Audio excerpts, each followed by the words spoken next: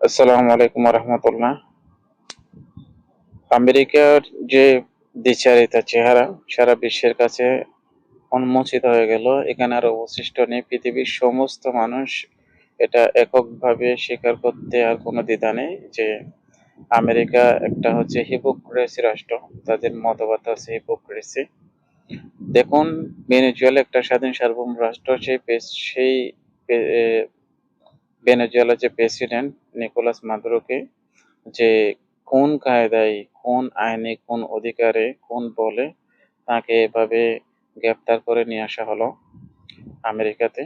যদি তিনি অপরাধী হয়ে থাকেন, নিশ্চয়ই সেটার জন্য আন্তর্জাতিক আইন আছে, জাতিসংঘ আছে, সেখানে তার বিচার করতে পারতো। সেই আইনি প্রক্রিয়ায় করা যেত, কিন্তু তারা যেটা করছে সেটা সম্পূর্ণ হচ্ছে যে কি বেআইনি, জোরপূর্বক।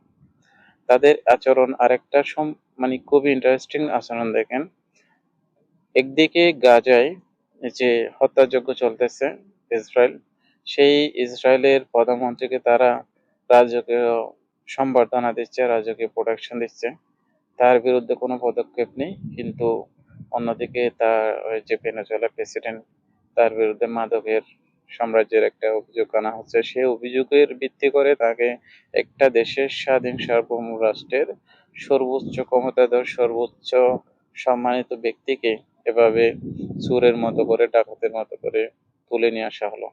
দেশে, পৃথিবীতে যেন কোনো আইন নেই, জাতিসংঘ নেই।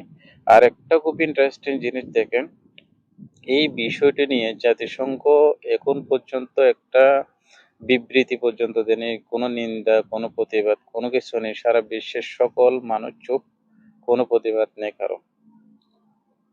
এভাবে তো আসলে চলতে পারে না। এটা তো হচ্ছে যে কি, মানে কিরকম একটা আহ, অরাজক অবস্থা, যে যার যেমন খুশি তেমন করতেছে, তাদের যেমন খুশি তারা সেটাই, তারা যেটাই বলে সেটাই রাইট।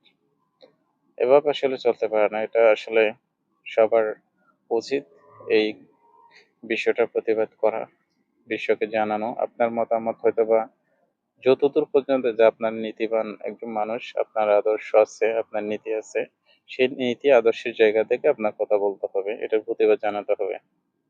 আসসালামু আলাইকুম।